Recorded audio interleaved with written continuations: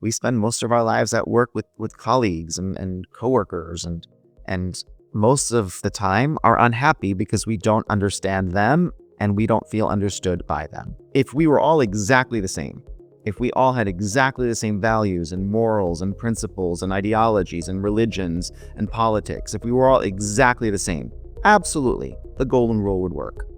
And the reality is we're not. The world is a very diverse and complex place. So we have to expand and evolve our thinking to a more expensive metal, which could be the platinum rule. And the platinum rule states, treat others the way that they want to be treated. Self-awareness, number one. All of these tools are great for self-awareness. It's about the why. Why are we seeing these behaviors that these other systems describe, the DISC and Myers-Briggs and StrengthsFinder? Why are we seeing these behaviors being exhibited? And the Enneagram helps us with that, because the Enneagram tells us that there are 9 primary core motivations, one of which we subscribe to and we use throughout our entire life. Innovation sprouts out of limitations. The box that people are afraid of being put in by these systems, they've already put themselves in those boxes, and other people are seeing those boxes and putting them in those boxes because of what they continue to do and the way that they continue to think. This is the Business Philosopher Within You podcast. I'm your host, Bhavesh Naik. A foundational theme of this podcast is the idea that when we engage with our work, our team, our business, or our organization with the absolute depth of our humanness, we unlock effortless productivity and performance, which in turn helps us create high-performing, long-lasting organizations that can stand the test of time. However, for this effortless engagement to happen, we need to get in touch with the core of what it means to be a human being, both individually and collectively. One way to engage in such self-exploration is through the use of self-assessment tools and frameworks such as DISC, Myers-Briggs, and Enneagram. To shed some light on the process of engaging in such self-reflection through self-assessment models, I've invited a very special guest to join us. Karl Hebenstreit is a certified executive coach, international speaker, author, and organization development consultant who holds a PhD in organizational psychology and MS in human resource management and a BA in psychology, French, and political science. He is certified in Myers-Briggs Type Indicator, is an accredited Enneagram teacher, and an IEA professional with distinction. Karl is the author of 3 books, including How and Why, Taking Care of Business with the Enneagram, and Nina and the Really Tough Decision, which introduces children to Enneagram. I am pleased to have you on this podcast, Karl. Thank you so much, Bhavesh. Thanks for your interest in this very important topic. This is a subject very close to my heart, and I think I can tell that it is also for you. So I think this is going to be a great conversation. Absolutely. I think we're going to go into a lot of beautiful, wonderful things about the behind the scenes, right, when it comes to self-assessment and all these tools that we use. So I want to start with that book, Nina and the Really Tough Decision, right? And it's a children's book. Yeah. So it is. What was your inspiration? What was your inspiration behind writing that book? And what's that book really is all about? Well, the inspiration for Nina and the Really Tough Decision came after the business book. So the business book, The How and Why, Taking Care of Business with the Enneagram, was published back in 2016. And I wanted to use it in organizations. I am using it in organizations with leaders, and realized that, wow, wouldn't it be a lot easier for all of our lives if we learn these concepts and constructs of emotional intelligence and diversity and integration and acceptance at an earlier age, so that we don't have the challenges that we've all had throughout our lives, in our relationships, in our work relationships, basically in every part of our lives. If we understood ourselves better, and if we understood everyone else better that we work with and deal with and interact with, I think our lives would have been easier earlier on. So I took one chapter of the business book and childrenified it, if that's a word. You're right. I simplified it to make it make sense for everyone. And the intent is, if we teach it to our children, this next generation is going to be far more emotionally intelligent, Yeah. more able to get along better and have better relationships with children, their friends from an earlier Sure. age. And that will, of Yeah. course, continue throughout their entire lives and their work lives. And I took the chapter on decision making for that. And the other answer to your question about the inspiration, a friend of mine had just co-written a book with his mother. And that just inspired me to say, hold on a second, that makes a lot of sense. What if I also do the same thing with the Enneagram to make it more accessible to people at an earlier age, to make their lives Sure. easier?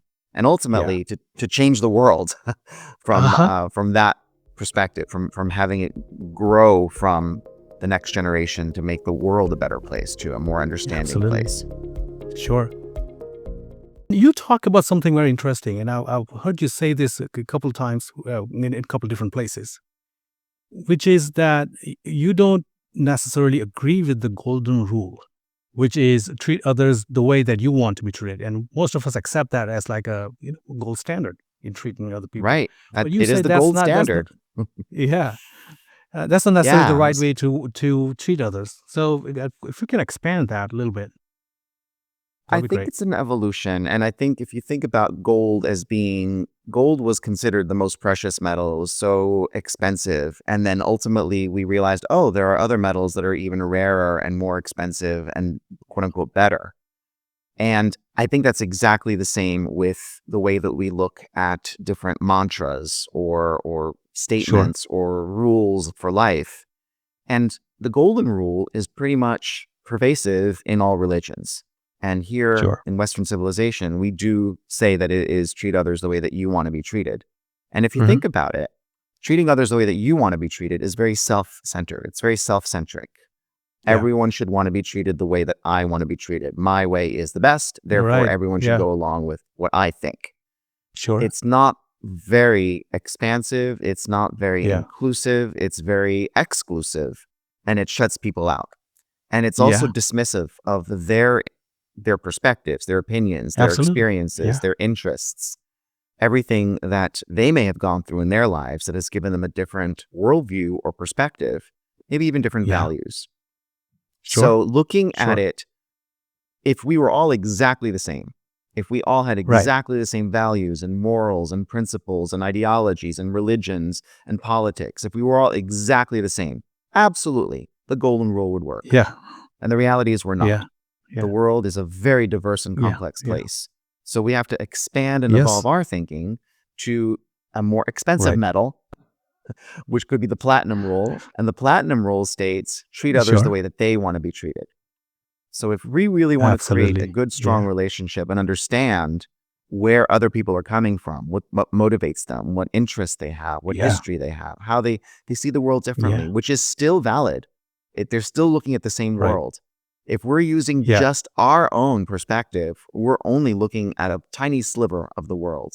But if we start asking other people how they Yeah. see the world, how they're experiencing, what their perspectives are, we can start building our perspective out more, become more expansive and more inclusive, have a much Sure. better and broader understanding of what's really going on as opposed to our interpretation of it through our filters and our biases in what we were taught in our childhood, in our religion, in our schools, and in whatever it was that has created the worldview that we came to Sure. accept. And then ultimately, I would even Yeah. invite everyone to Yeah. go one step further and say, okay, you got the Yeah. golden rule. So self-awareness. How do I like to be treated? Sure. Then we have empathy. We're Yeah. building out empathy by looking at how other people want to be treated and seeing the world through Right. their eyes. And then the third step may be something that could be a rhodium rule, which is a subset of platinum and even more rare and expensive and exclusive, is to do Uh-huh. the rhodium rule of integrating those other learnings and perspectives into your Uh-huh. own, seeing what makes sense, seeing Wow. how you can Yeah. make it make sense and expand it so that you truly do have an overall picture of what's really going on. Beautiful said. I've often wondered, Carl, that there's 7 billion people on the planet, and not two people even look alike, right? So add to that all the other complexities, right? Our belief systems, our values, and Mm-hmm. our psychological conditioning, and all the rest of it. Each one of us is a truly unique individual. 7 billion, and that's 7 billion of us.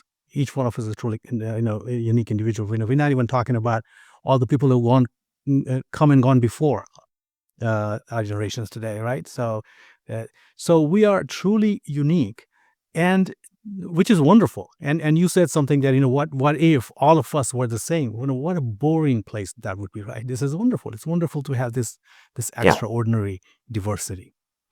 So to that Mhm. point, what makes it difficult then is to, number one, self-examine. So self-examination is a good thing to do, but then the challenge is in also doing, engaging with others and trying to get to understand them, right?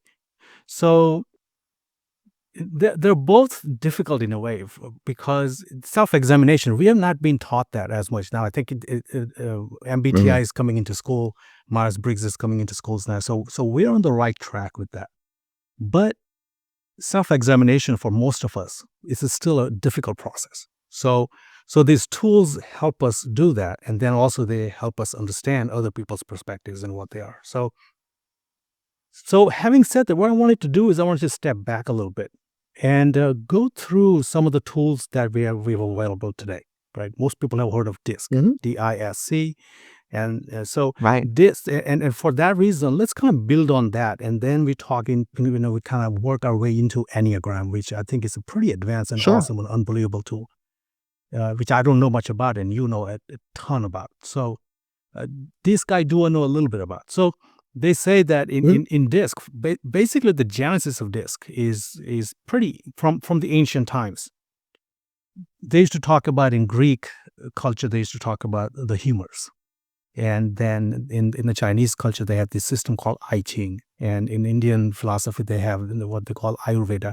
So things like that. And they used to use that Yeah. to treat, basically to remedy, illness and ailments and things like that. So it was basically doctors who used to use that to sort out what kind of medicine to give to Mhm. whom to make them feel better. Right. Is that correct? Yeah, and I mean, we even do that to this day. We look at it. I just saw an article today Yeah. about blood type being a Yeah. significant determinant of when people might have early onset stroke. So different blood Right. types can determine when you might be more susceptible to certain diseases or problems. And I think Right. that as we see that, many different variables in our health and our bodies are being used Sure. in helping us to identify even personalized healthcare. Like not one Yeah. drug regimen or one pill will be perfect for everyone. I Right. mean, you make it as simply as looking at allergy medicine. Some people will Sure. respond to one type of allergy medicine or one brand, and other people will respond Yeah. better to another one. So it's Yeah. just we're all very different. We have very, very many Right. differences, and science and philosophy and history, and we can see that being identified and being used as determinants of how to quote unquote treat people, not necessarily treat Right. people in relationships, but even medically, as you're saying. Yes. Sure. Sure. Yeah. Yeah. So then, having said that, one kind of an idea that I get a little bit of pushback on for people is this idea of being born in a certain way. So there is Hmm. when we examine ourselves, we say, well, you're Yeah. hardwired in a certain way, or it's like a genetic predisposition that we're Yep. built to be in a certain way. And I think for the right reasons, people say, well, I don't like that idea, because then that puts limitation on my capacity and my Hmm. capability and what I can and cannot do, right? So this is probably one of the reasons why people don't like to do this self-analysis, because then it kind of Yeah. puts them face to face with what their Yeah. perceived limitation. I think it's a misconception. I think we can go beyond that. Yeah. But so I don't know if you have anything to say about that, and any thoughts on that. I do. I do. I think you're absolutely right. People don't like to feel like they don't have control of their own destiny. And people don't like to feel that Right. there are these systems that box them automatically based on something that they can't control, which is Right. their birth, Right. their entry into the world. Right. And the reality is, you may think that all you want, other people will see those patterns, and they'll see things Sure. and they'll make judgments, because that's what people do. Yeah. That's what human beings do. We make these judgments, we make we have these beliefs because they help us to survive. Right. And everything that we do is a survival tactic, a Yeah. survival mechanism. And that's deeply ingrained in us as human beings Sure. at birth to survive. So it's just different strategies for survival that we were Sure. born with. Yeah. And whatever Yeah. situation was dealt us in our childhood is what was developed to help us to survive that. The strategy and the tactics that we Sure. use to survive that childhood, whatever the trauma, if you want to call it a trauma, or whatever it was going on Yeah. for us, or that what we Sure. interpreted as or experienced as a trauma. And the same event may not be interpreted as a trauma by another person, by 2 or 3 different people. One person may interpret it as a trauma, other people may not, because again, of our hardwiring, our pre-wired predispositions at birth. So it is a combination of nature and nurture, for sure. Yeah. And all systems Sure are it is. looking at it that way.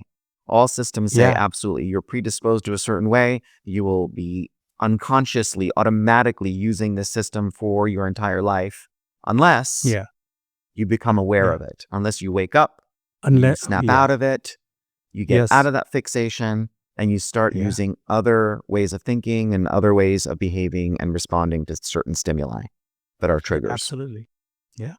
And you use the word awareness, and awareness is so key.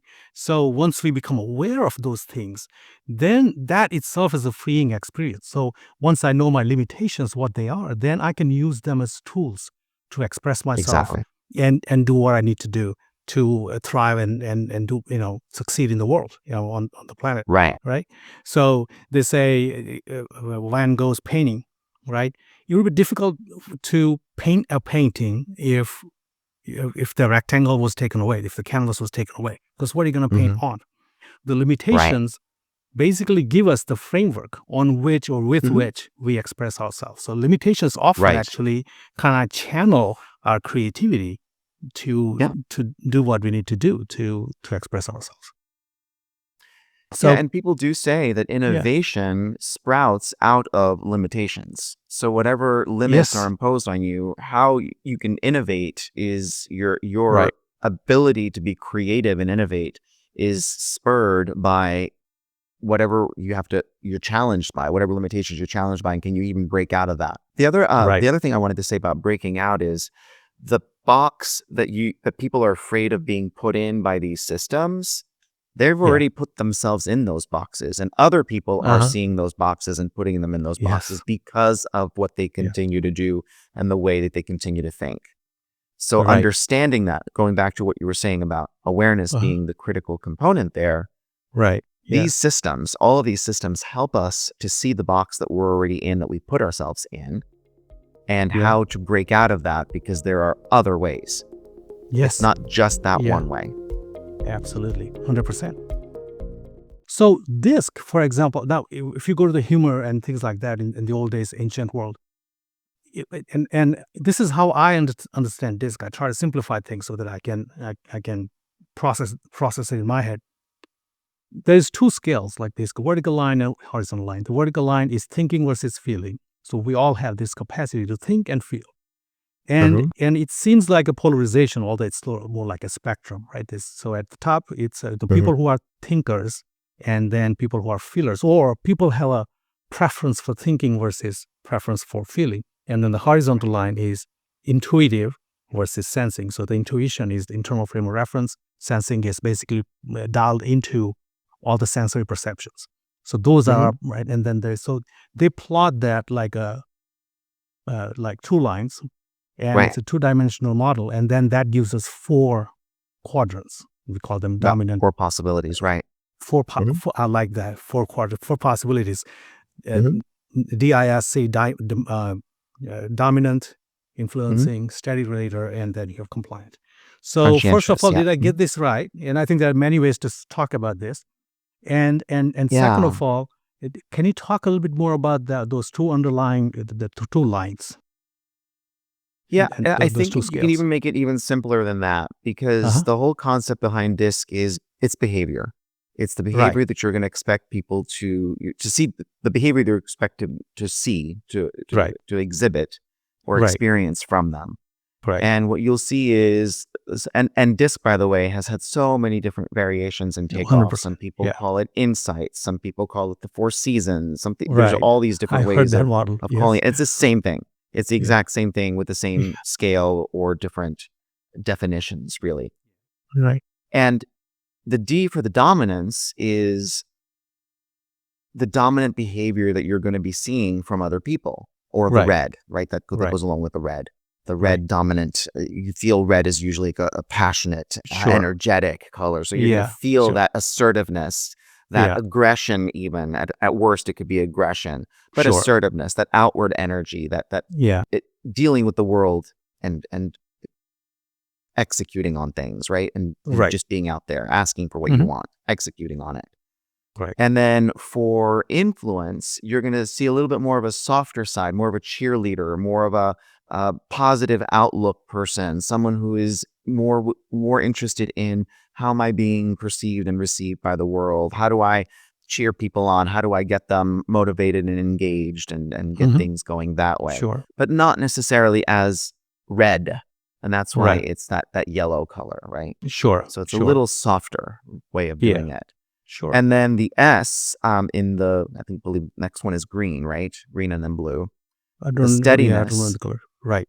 Yeah. you're going to see that the steadiness is people are steady. They want that regularity. They don't want Right. things to be chaotic. They just want things to be Right. predictable and orderly. Right. So there's a Yeah. steadiness that goes along with that. And then Right. conscientious is also similar to that. But that Yeah. they want that going along and being conscientious and focused and compliant, as you said. Sure. So Yeah. it's you see those different behaviors in people. And if you think about the people that you do see people who are more outward Mhm. and more assertive, and you see people that are more Sure. inspirational and Yeah. want to be included and involved in things. And Sure. people that, in the blue or in green, you're going to see people that are going to be more analytical. You're going to see Sure. more wanting to predictability and more modeling and more readiness for what might be coming their way. So you Sure. can see these behavioral aspects. And Mhm. usually with DISC, and it totally depends, because some people may Mhm. display one that's totally dominant and everything else might be not as dominant. Sure. Or you can have you can have high scores in a couple of the different quadrants. So you may be Right. displaying a couple different of these behaviors. Yeah. Yeah. Okay. Yeah. Absolutely. And I think that it's often they call it diodes. Sometimes you have two, like for example, you have 70% D and 30% I, or 70% D, 20% I, and 10% the rest, Yeah. something like that. So And I think it's the not expectation is that they're they're usually next to each other. right. So Right. it's either Yeah. red and yellow or red and blue. It's not Right. diagonal. Right. Exactly. Exactly. Yeah. Mhm. Yes.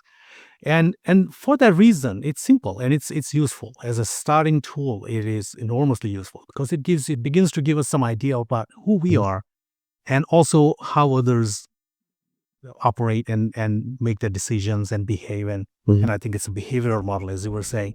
So now to that, but there are holes in it, or there are some blind spots in it. So then comes along this fellow by the name of Jung. I think it's based on Carl Mhm. Jung. So a Myers-Briggs type indicator. Yep. He adds two more dimensions to it. One is Mhm. extroversion versus introversion. And then Mhm. the 1, 2, 3, and the second one that he adds, which makes it 4, is judging versus perceiving. And then that Right. gives us a little bit more. So then you have 16 types. So Yeah. and it tends to polarize on those scales. So you're either this type or that type, this type or that type. Right. So Until it's not. until it's Until not it right, flips. exactly. Until you go through midlife and then things start getting Yeah, fuzzier and they start flipping into the other direction, or the shadow side under stress. So yeah, there are all these different sure. interesting implications to it. Yes. Mhm. So the question I have for you is, what's the value of this to me as a person? If let's say I've never done this, and I do it. What do I get out of it? Self-awareness, number one. All of these tools are Okay. great for self-awareness. Sure. And Yeah. the other thing that we need to be really careful about is that they're all about behaviors. So they're Yeah. looking at what expected behaviors were to see for people. So we Right. expect extroverts to be more outgoing and more, maybe even assertive and more, Yeah. they will tell you what their opinion is and they will jump in. So they'll be out there speaking things without thinking about them first, right? Sure. And the Sure. introverts are going to be quieter. I mean, these are totally stereotypes. 100%. Introverts Yeah. will be quieter and they'll think more before they speak. And the reality is we're both. In different situations, we're both. But one is more Exactly. dominant as people perceive us or see us. And we can be Sure. more extroverted in certain situations. We can be more introverted in certain situations. The way that Carl Jung and the mother-daughter team of Myers-Briggs came up with it is they looked at it from an energetic perspective. How do you regain energy? The extroverts regain energy by being around other people, almost like energy vampires, sucking the energy out from other people and then getting energy that way. Right. And the introverts gain energy on their own by being alone, by reading, by being away from other people. And that's what re-energizes them. And the reality is both of them can be true in each person and every person. Sure. Yeah. So, and throughout our lives, that's going to change.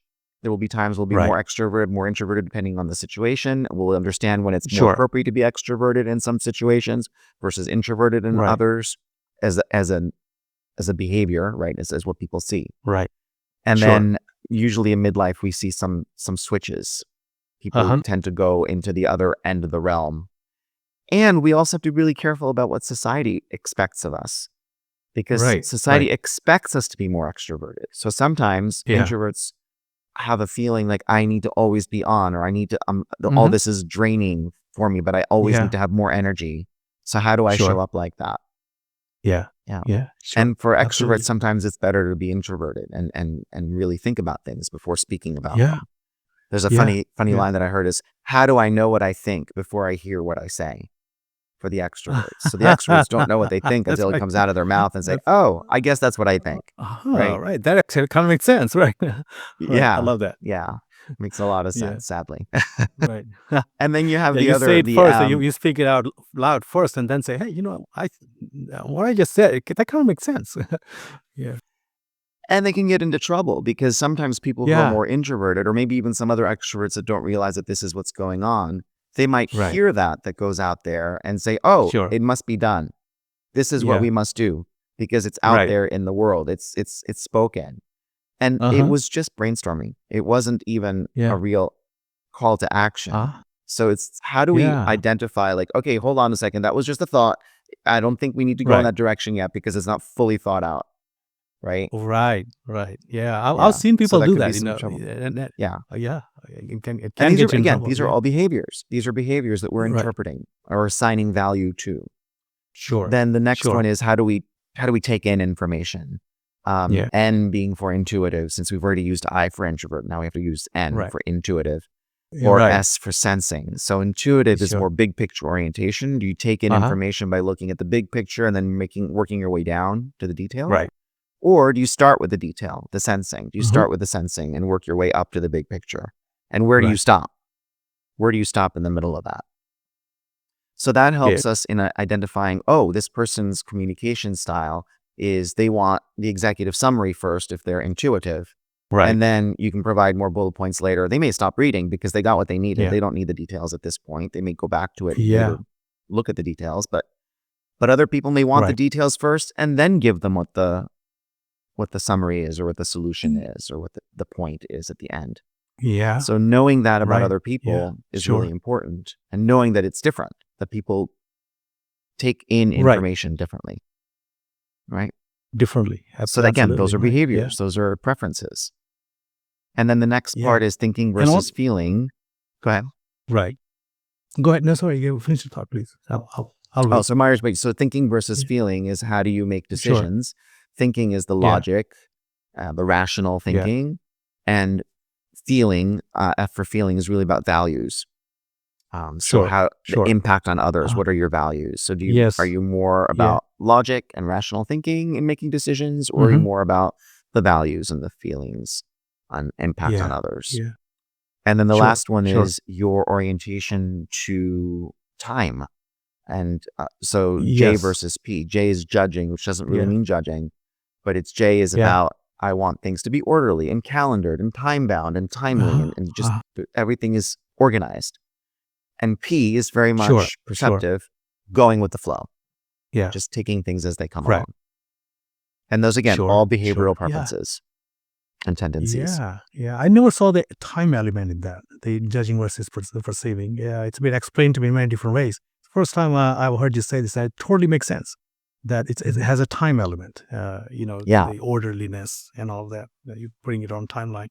So that brings us to, obviously there are certain there are certain blind spots even in Myers-Briggs. It's not a full story, and at the end of the day, any system is going to fail because there are 7 billion people. Each one of us is entirely unique, and yet we're going to keep trying to to figure this out, right? Enneagram. How is it similar and or different from these two systems? It's similar in that it's a system. So it's another system. Right. It's different in that it's not behaviorally oriented or Ah, based or okay. descriptive. It's Sure. about the why. Why are we seeing these behaviors that these other systems describe? The Sure. DISC and Myers-Briggs and Yeah. StrengthsFinder and all these Right. other leadership circle. Why are we seeing, or even Hogan, why are Yeah. we seeing these behaviors being exhibited? Because the same one behavior may have a whole bunch of different motivations or reasons behind it, Sure. but we don't know why. Uh-huh. And as human beings, we're wired to try to make sense of things, and we Mhm. make sense of things according to the golden rule, Yeah. what we know, what we see, what we Yeah. think, what our version of the world is. Mhm. And so that's where the fundamental attribution error comes in, and we assign some sort of judgment to why someone's behaving that way without knowing, because we can't read their minds. Right. We don't know why they're exhibiting this behavior, why they're behaving this way. And the Sure. Enneagram helps us with that, Sure. because the Yeah. Enneagram tells us that there are 9 primary core motivations, one of which we subscribe to Mhm. and we Mhm. use throughout our entire life, because again, it's the whole nature and nurture solidification in our childhood, that this is how we Mhm. survived our childhood. This is how we made Yeah. it make sense. And this is Right. how we feel that we need to show up, and for these Sure. reasons, so that we can be safe and successful in life. Sure. And so Sure. that's the biggest difference. And it comes down to Yeah. these 9 primary core motivations. Ah, right. And and I think you said that we have one dominant one among these 9, each one of us. Yeah. Okay. Yes, and. So, It's always a yes, yeah. and. So there's one Uh-huh. that's our core motivation. And Right. yet we also, if we look at the 3 different types or energies or points, each one of them falls within a certain center. So there's a heart Right. center, there's a mind center, and there's an action or gut center or body center. Right. So each human being is going to feel through a certain way, through their heart Right. center, either through and Sure. it's either type 2, 3, or 4. Each Right. human being is going to think through a certain way, a certain style, a certain energy, which is Right. 5, 6, or 7. And each human Right. being will take action through one of these different ways, which is 8, 9, or 1. It's not necessarily their core Okay. motivation, Yeah. but these are their styles that they're going to adopt in accessing these 3 different body centers. One of those is also going to be Sure. their core motivation. Okay. You're right. Okay. Got it. So for our audience, what we'll do is we'll in our show notes, we'll put a reference out to basically about your book, obviously, the children's book, which I think is a great starting point, and also some reference material that explains what Enneagram is and these 9 types. Mhm. So while we're here, can you run down those? I think you did mention them, or did I miss it? Those 9 types. What are they? 1 through 9. I think you were saying type Yeah, 2 so I and just type 3 mentioned and the all that. numbers, which mean nothing, because the numbers are Okay. just Yeah. Yeah. So descriptive. is there It's not labels really. or It some could have descriptor? been colors. It could have been animals. It could have been anything. Yeah. So Yeah.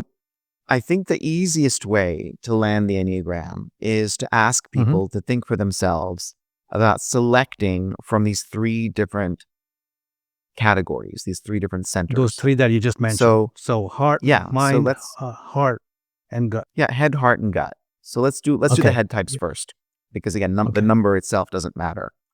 So for the head types, we're thinking the 5, 6, and 7. So one style or way of thinking is being very logical and objective. And think of, in Star Trek, think of Mr. Data or Spock, right? Very, very logical.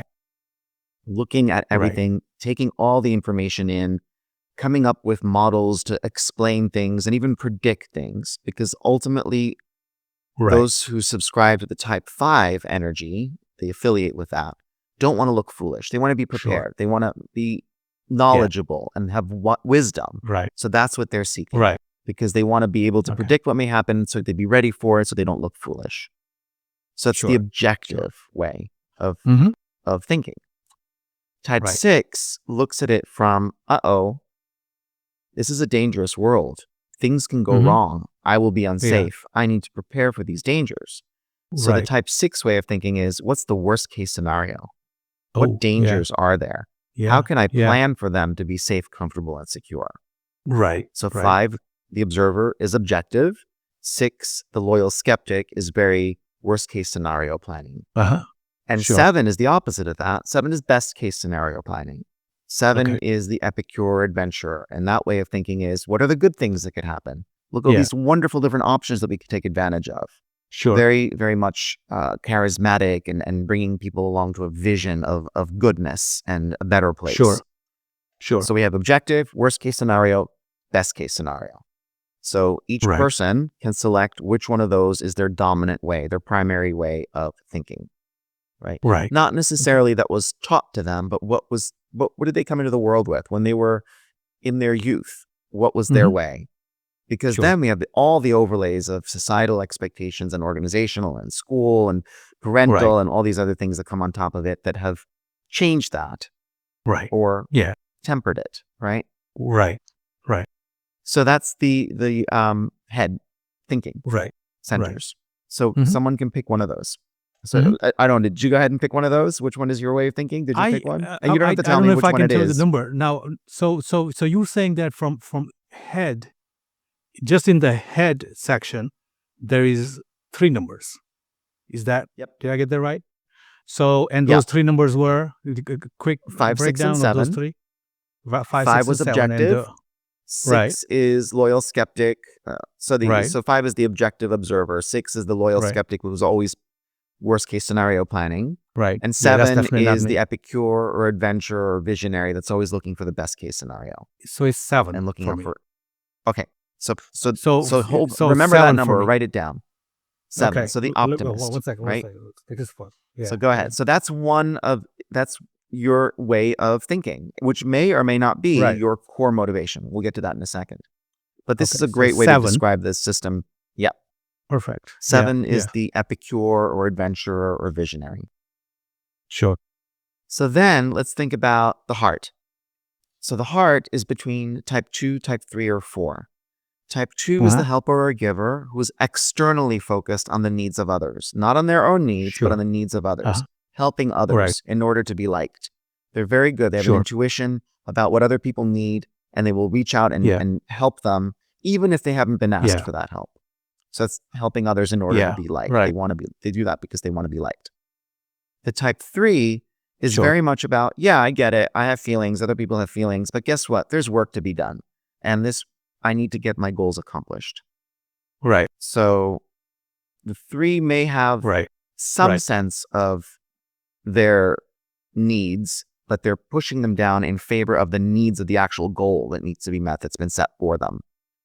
Because that's where their value is in accomplishment, in goal attainment. And the type 4 is taking in all of the feelings and the emotions, very empathic, feeling their own feelings, feeling other people's feelings, and wanting to be special and unique and different in that realm. And very authentic and deep. So very, very deep connection to feelings and wanting to connect to others on a much deeper level. So that's Yeah. how you access your heart. So between the 2, which is the helper or giver, giving to others all the Okay. time and not accessing or dealing with their own needs. The type 3 that's saying, yeah, wonderful, but we got to get things done. And the 4, which is more about, oh, I want to feel all the feelings. I'm feeling all the feelings. I'm feeling my feelings and other people's feelings. So between 2, Right. 3, and 4, Yeah. which one of those would you say is your feeling style or feeling energy? I'm 4. All right. I'm So now 4. you have 7 I'm and 4. 4. Not even a Excellent. question. Beautiful. Okay. So the last All right. part, so we have the head, the heart, and now we have the gut or body or action. So We have how the do we gut. take action? Sure. So that's the remaining types are 8, 9, and 1. So 8 is immediate action, execution, working through others to immediately act and take action, be decisive. Mhm. 9 is almost like an inaction because the 9 is Yeah. concerned. So by the way, the 8 is called the boss, protector, or director, or general. Uh-huh. The 9 energy is about the mediator, the peacekeeper. So it's all about keeping the peace. So sometimes Yeah. the 9 feels like, if I take action, it's going to create conflict, and I don't want to create conflict. I want everything to be Yeah. at peace and in harmony. So that's more of Sure. a delay in taking action rather than jumping Okay. right in like the 8 would do. And the Right. type 1 takes action through looking through the lens of what's the right thing to do in this situation according to my values, my morals, and my ethics. So Mhm. they will filter Sure. that through that lens, and that's how they will take action. Yeah. Sure. So between 8, Sure. 9, and 1, if you can select which one you feel is your action style, 8 is immediate action, execution, assertive, going forward. 9 is, hold on, Yeah. let's put the brakes on, let's look at how everything fits together and just not jump right into things really quickly. And 1 is, what's the right thing to do in the Right. situation? Let's do that.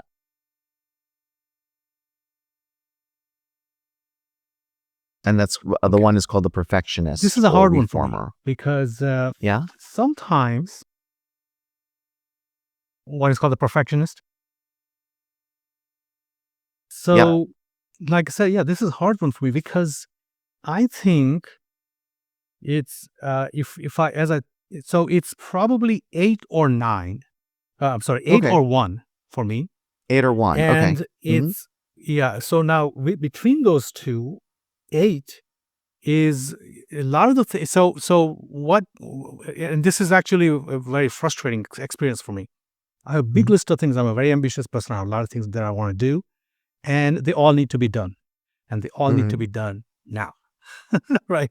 Oh, Which is wow. Okay. impossible, right?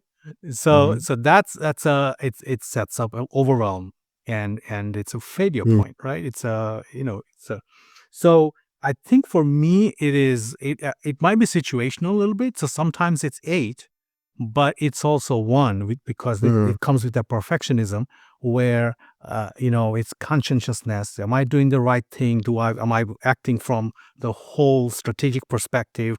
It has to be the right action. It can't just be any action. So when I Yeah. think about that, I think I'm more 1 than 8.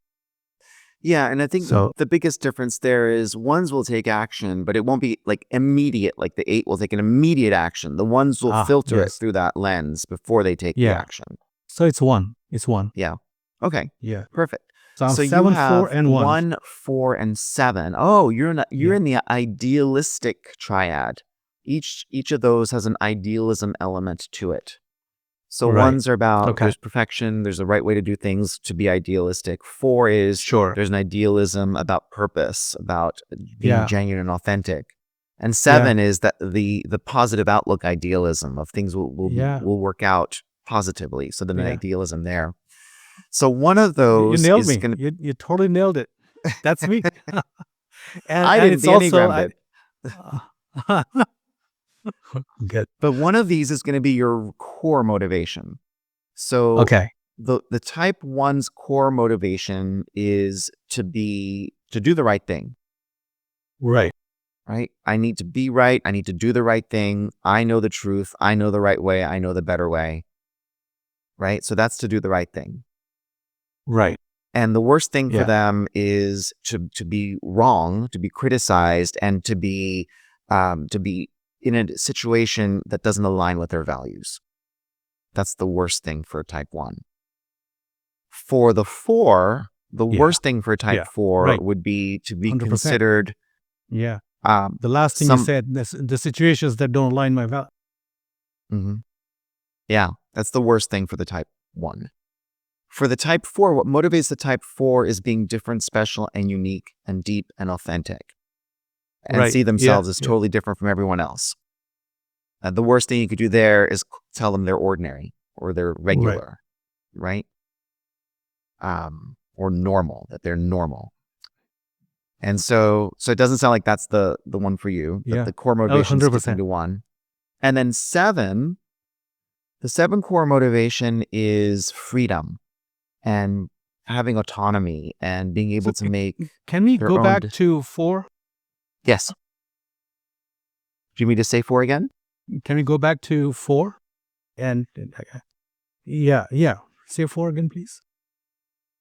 So for the type 4 within the heart center, and the 4 is the artist or romantic. It's all about being authentic and genuine and having deep connections and being different and special and unique.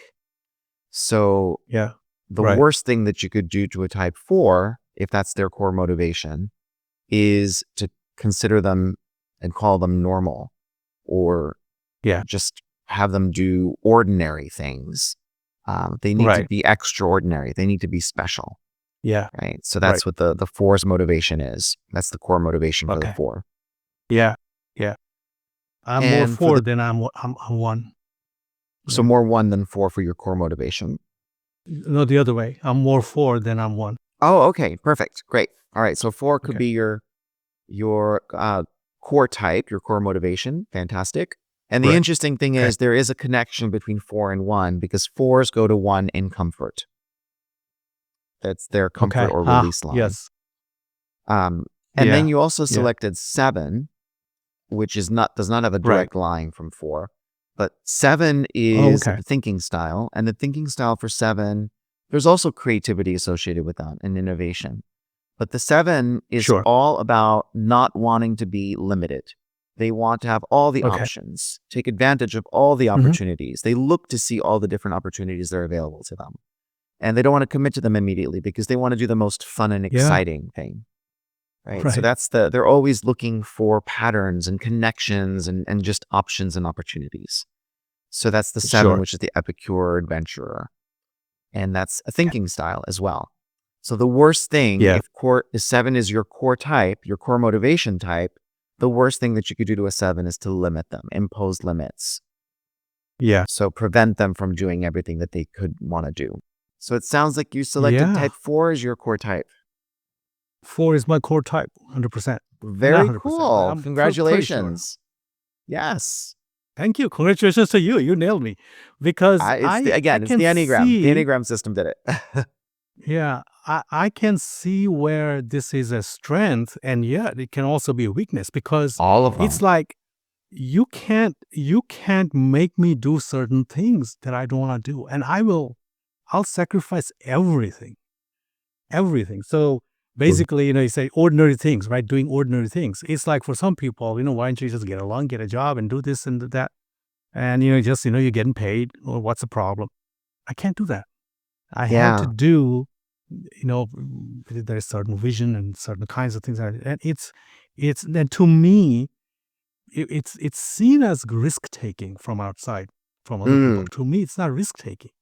Right. That's my comfort. It's like natural. This is what I am, and this is what. How could I be any other way? Exactly. Which even me, sometimes I'll think about it. I'm like, well, this sounds crazy, right? Yeah. That I have to do this, and then it has to be done a certain way. So I think you nailed it. And the other thing nailed it. For type 4s, for those people who lead with type 4 or have 4 as their dominant motivation, core motivation, they have a hard time because they always feel misunderstood by other people.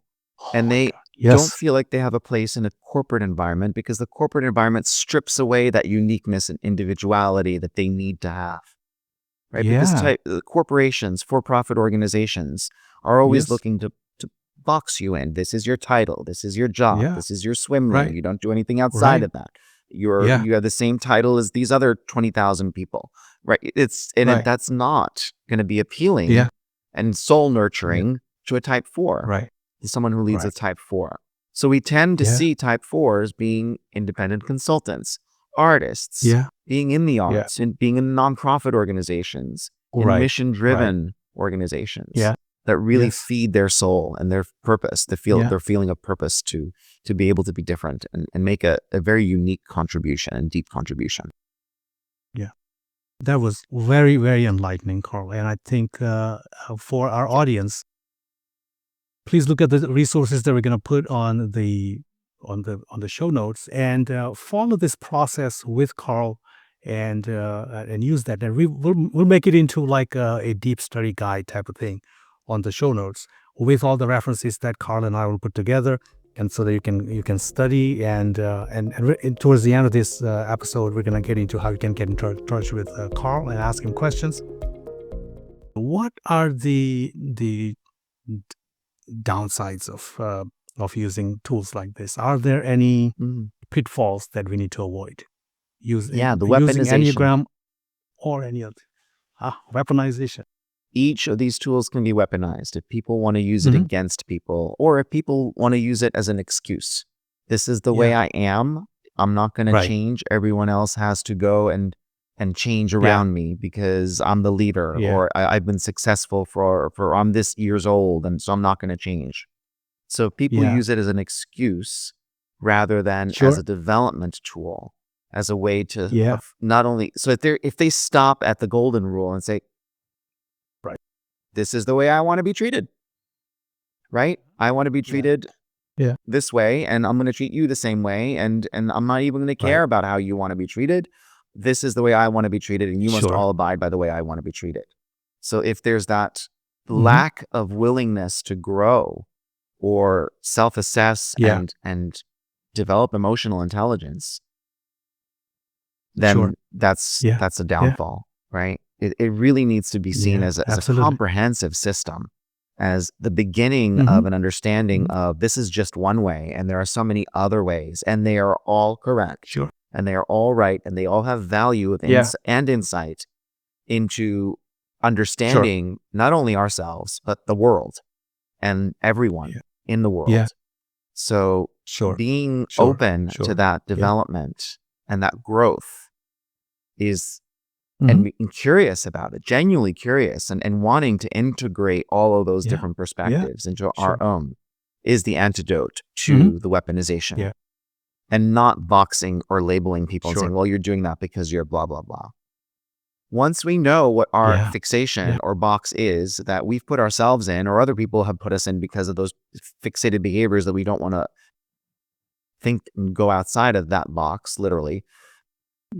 Once we know what that is and we get out of that box, then we can start using different mindsets and different behaviors that will help us be more effective in any situation, as opposed to just the same way of looking at things and the same way of reacting and the same triggers. Yes. Wise words. So when you use these types of tools in corporate environment, organizational team building, those kinds of things, those kinds of activities, one thing that I like to kind of think of it as think of it as a pyramid. So kind of stepping back from the individual tools, the pyramid. So I look at it as like a triangle or pyramid. At the base of the triangle is what we talked about, the hardwiredness, right? Or predispositions that are so natural to us. It's almost like ingrained or like developed in the early childhood. So that's our base. And then on top of that, and I know you are you have a degree in organizational psychology. I think you can identify with this, and you probably have an angle on this. Second layer to me is the psychology. So the psychological aspect, the conditioning that we go through after the early childhood and throughout the rest of our lives.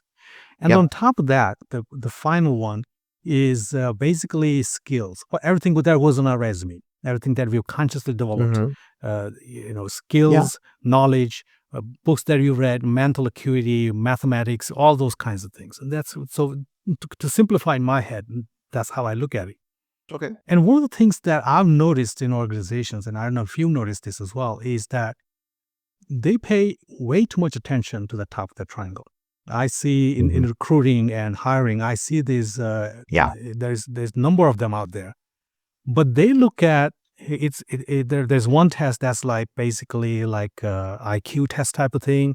There's one that goes into mathematical types of things, but they ignore the the bottom and the middle of the pyramid.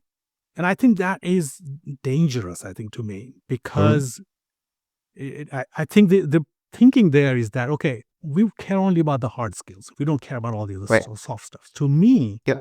the soft skill, the soft stuff is the hard stuff, because it's hardest to change that. What we are fundamentally and what we've developed psychologically, it's harder to change than the skills. So if you're not hiring and placing and onboarding and training and developing with this kind of a mindset, you're going to fail. You're going to spend a lot of money, and you're going to have things where, people still don't behave the way you want them to behave. And your organization is going to suffer. Right. You won't have the financial results that you want, all of those things. So, Yeah. any thoughts on that? I'm in total agreement with you. And I think that as organizations started looking at their results and their performance, they realized that just by focusing on the goals and the skills, because they were hiring for skills only and not for cultural match and not for values match, they were seeing a lot of behaviors that were impacting their results negatively. So bad behaviors. So they weren't paying attention to, like, what is this person motivated by? How are we engaging these people appropriately? Are we engaging them? And they were just hiring for short-term thinking about these are the skills that we're looking for, not for the potential to grow and learn more skills and the mindset that allows for that to happen, right? They were just looking at the current skills and not the long term. So I think you're absolutely right. And fairly recently, I would say probably the past 10, 15 years, we've seen organizations not only in their performance reviews look at what are the results, the what, but also looking at the how. How did you accomplish these results? And giving equal weighting to the what and the how. Right. So ultimately, though, I mean, we need to start with the why. Yeah. So if we start with the why and we hire people into the organization that want to be there for the same why that the organization exists, then the how is going to create a very productive what. Right. Okay. Got it. Yes. You are obviously passionate about what you do, and it comes through the camera. So I can totally get it. That and it's nice to watch folks who are basically into their flow, and you are one of those folks. So it's good to be there myself, and sometimes I'm not, and sometimes I am, but it's also good to watch someone who is in there. So it's been a pleasure talking to you. I wanted to ask you what got you started on this path. How a bit of a background of how you got it, how you got started, talking about this, teaching other people about it, and helping organizations implement these kinds of frameworks and models in their organizations.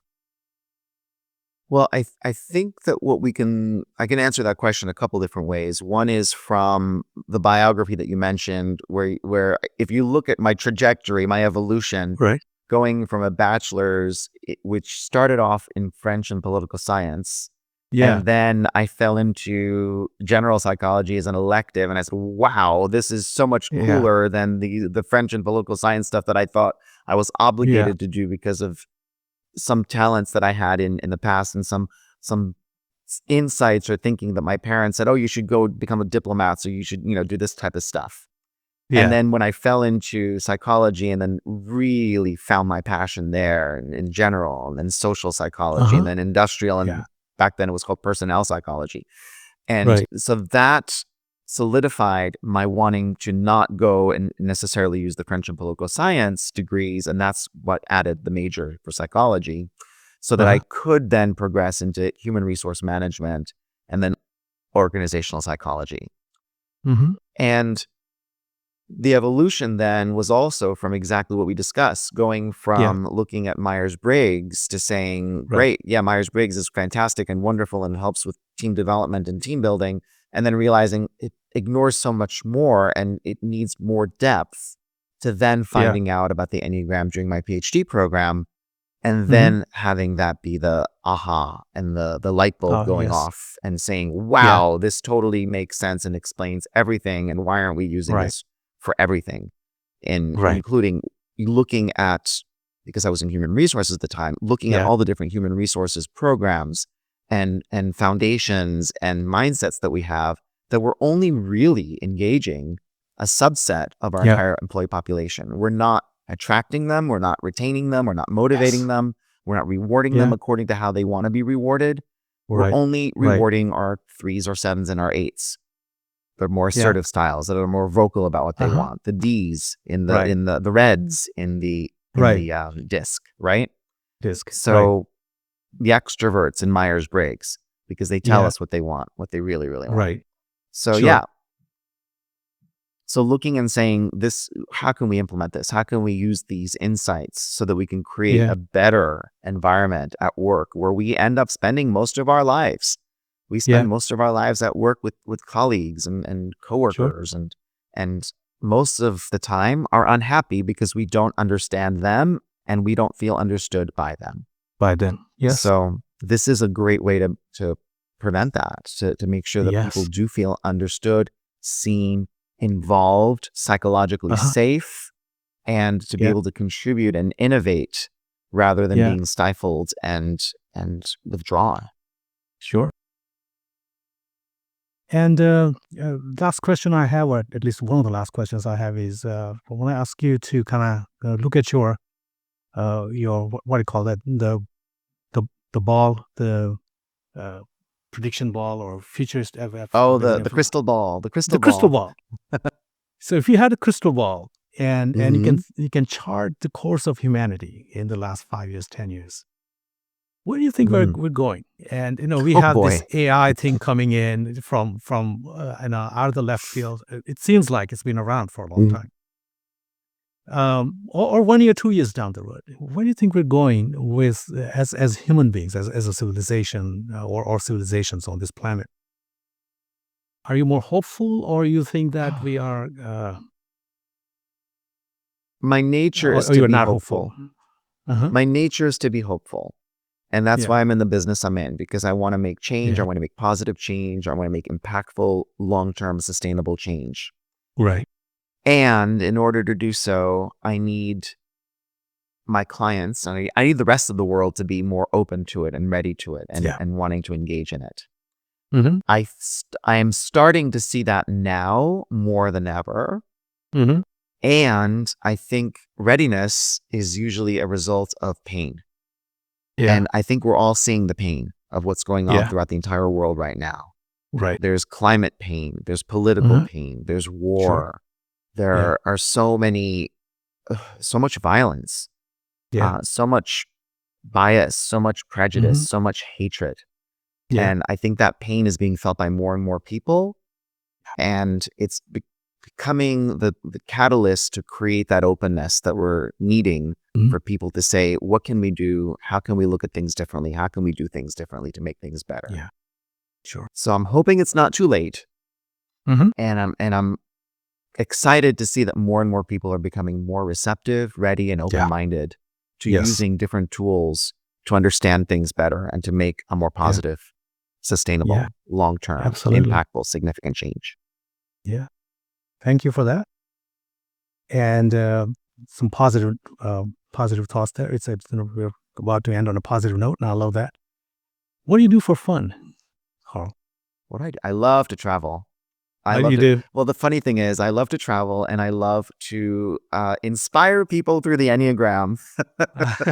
So I usually incorporate travel with either presenting at different conferences all around the world about the Enneagram, or even cruise ships. Like whenever I go on a cruise ship, I'll do a talk on the cruise ship about the Enneagram and get people to to learn more about themselves and about the Uh-huh. rest of the people in their sphere, whether it's their Yeah. families or coworkers or the people on the cruise ship with them or whatever it is.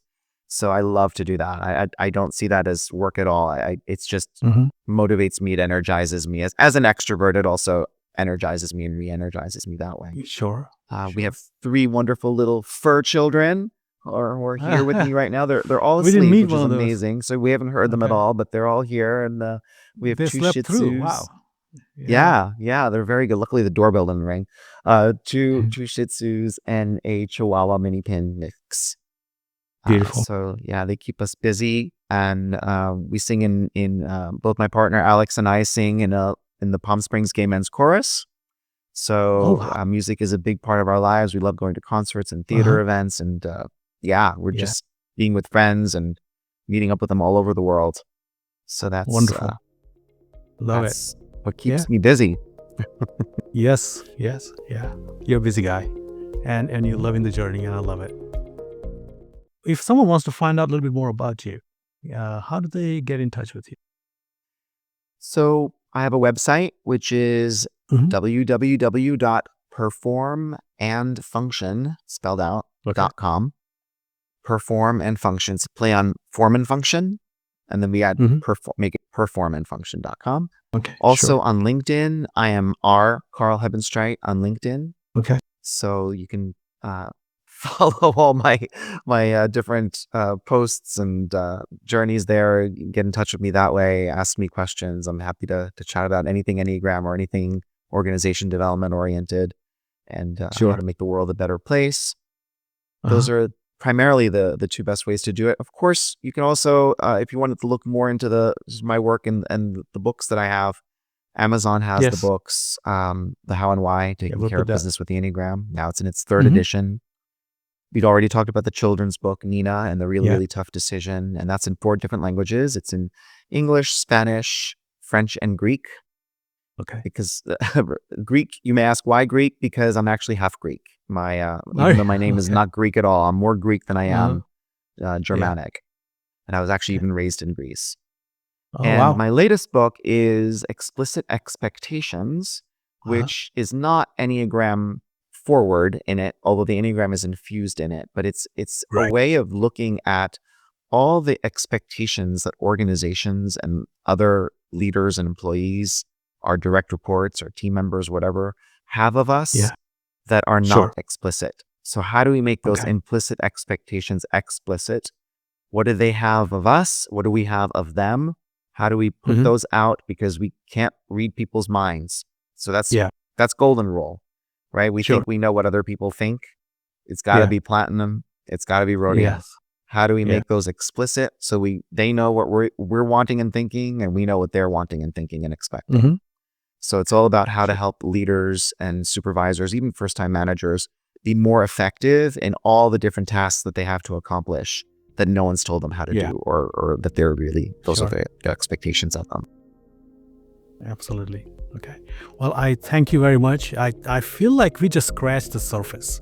This is such a huge topic, and It is. I would love to have you back here sometime in the future. Happy to come back.